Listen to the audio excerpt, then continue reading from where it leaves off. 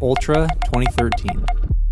One of the most renowned EDM festivals in the world, in a year that EDM's mainstream popularity would reach its absolute peak. Making it to the main stage of Ultra was the definitive mark that you had made it in the industry. And there, at just 20 years old, was Porter Robinson, an artist who only 3 years prior was completely unknown to the festival goers who had come to see him perform. He'd certainly come a long way since Skrillex took a chance on him with Spitfire. This 2013 Ultra set would prove to be one of his most highly regarded performances to date, and would land just 1 year prior to the absolute rug pull of a creative transformation marked by the release of Sea of Voices and his debut album Worlds, a project that would alter the trajectory of electronic music forever. And speaking of Worlds, in that very same set at Ultra, at around 52 minutes, Porter played in front of thousands of unsuspecting spectators a very early demo of the song that would soon be known as Fellow Feeling.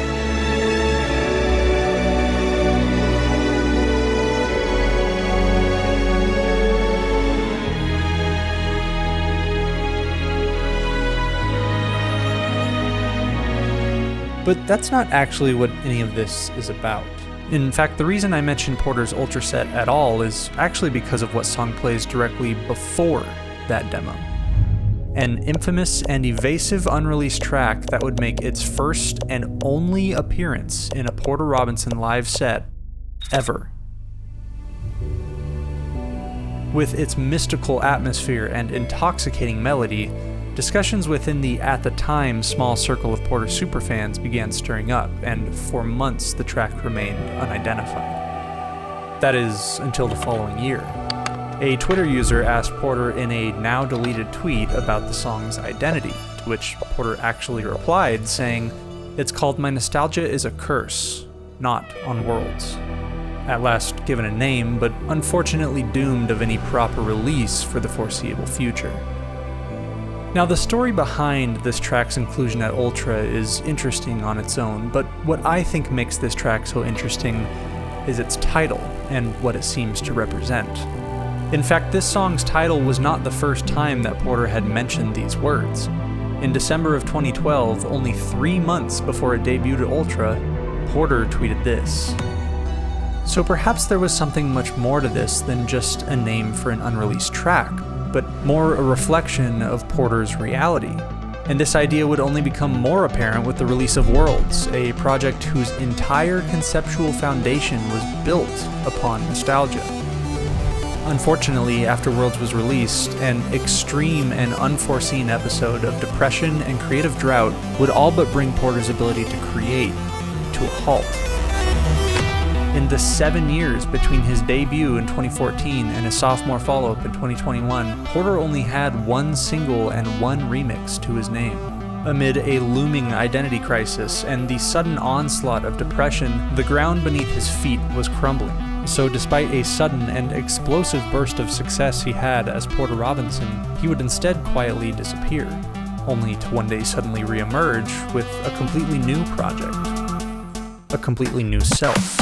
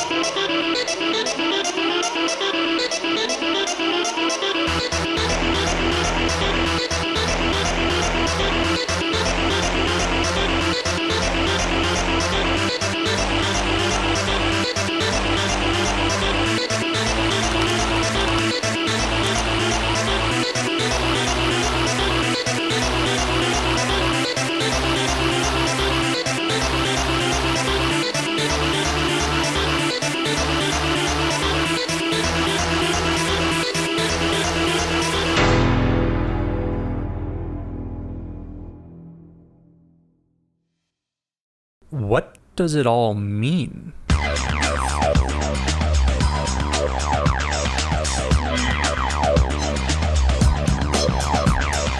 6 songs, 2 characters, 40-something live sets, a collaborative merch drop, and what seems like an incredibly dense amount of world building and lore. Indeed, when most people learn about Virtual Self, they will almost instinctively ask what it all means. I mean, just look at it all. The characters, the cryptic messaging, the symbolism, the decades-old forum posts about becoming an echo and an infinite key to finishing our light to self-realism, and a lot of existential questions. I mean, surely this all has to mean something, right? Well, let's first take a look at what Virtual Self even is.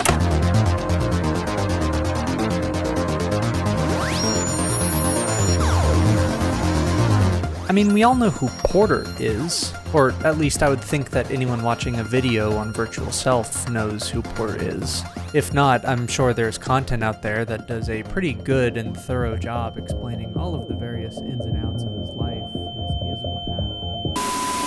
The real key takeaway to Porter's musical style, artistry, and identity, especially up until 2017, was it is very clear through Porter's style that the experiences and feelings he had as a child very intensely influenced how his future creativity would manifest itself, really culminating with Worlds. But unlike Worlds, which had a very bright and idyllic and dreamy aesthetic, Virtual Self was much more dark and cyberpunk. A very clear callback to Y2K cyber aesthetics prevalent in a lot of Japanese media in the early 2000s. Porter himself describing it as 2001 tropes morphed into 2017 production sensibility. Simply put, it's one of the hyper-specific music palettes Porter grew up on and fondly remembers and wanted to breathe fresh life into. So then, what is Virtual Self? Well, it's essentially an extension of Porter. A much younger Porter who fell in love with a very hyper-specific aesthetic that he feels went away.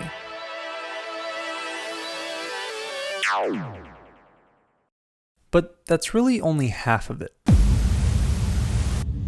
Present day. Present time.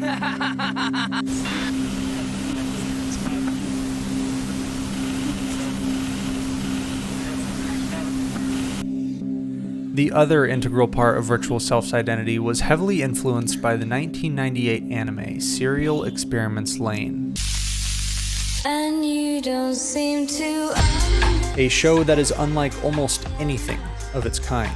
It follows the story of a girl named Lane, an introverted and somewhat awkward junior high student who finds herself questioning various aspects of her own identity and the reality in which she exists after becoming involved in what's known as The Wired. The Wired is supposed to be representative of what we may consider to be the internet, in that it's a virtual dimension in which people can communicate and interact with each other in ways that the physical world simply doesn't allow. But she soon begins to realize that alternate versions of herself reside within the Wired and are capable of manifesting themselves in the physical world. This leads her to question who the real Lane is, if she's even real at all. Which is about as brief of a summary as I can give without spoiling major plot points, but watching the show you will quickly catch on to several similarities with Virtual Self in its themes, mood, music, and visuals. It's very clear what aspects of the show Porter took inspiration from. Most importantly, the concept of self.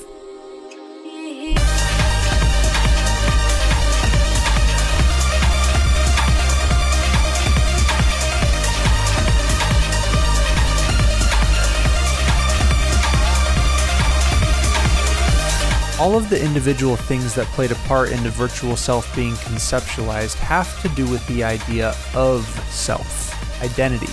On one hand is the type of content that shaped Porter's identity, things he's nostalgic for, while on the other hand is a surreal, thought-provoking meta-analysis on the concept of identity and reality and purpose. And from there we can deduce what Virtual Self is. An exploration of identity through an aesthetic that Porter is nostalgic for. Case closed, roll the credits.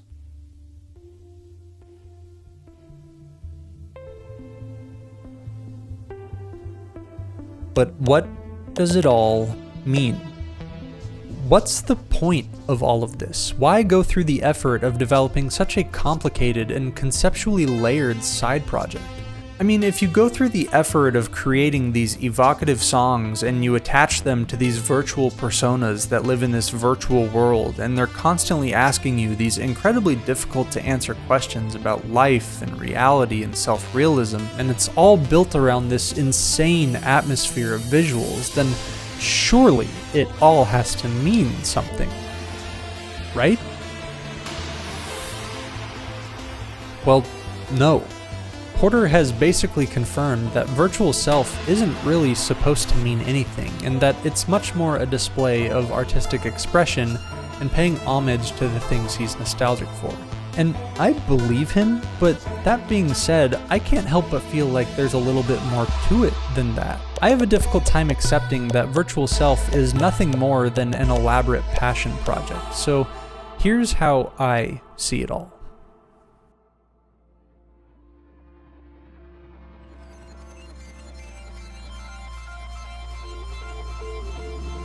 There is no meaning to virtual self. The lore, the symbolism, the characters, the secrets hidden within the songs and the cryptic forms.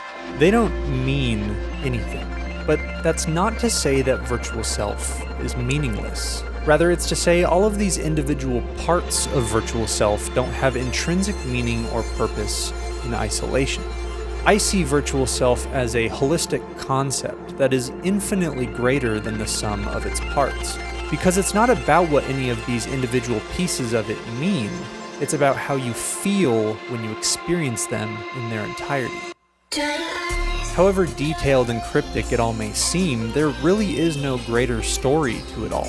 You're not missing anything, there's nothing to get. It's just the feeling that's attached to it all that actually matters. To search for any sort of hidden meaning would only lead you to dead ends and conjecture. Ultimately, this is nothing more than Porter channeling the very thing he claims to be cursed by, his nostalgia. I love immersion. One of my favorite things that media can do to me, whether it's a video game or a movie, is where I lose myself. I get transported to another world, you know what I mean? I'm so interested in curating these hyper-specific aesthetics, these hyper-specific worldviews. I literally wanted to upload my brain to this cyber Y2K universe that I had. I wanted to live in it. Porter Robinson created Virtual Self to explore a very specific style and aesthetic that he was passionate about because at one point it made him feel something. And the hope is that through Virtual Self, we can feel it too.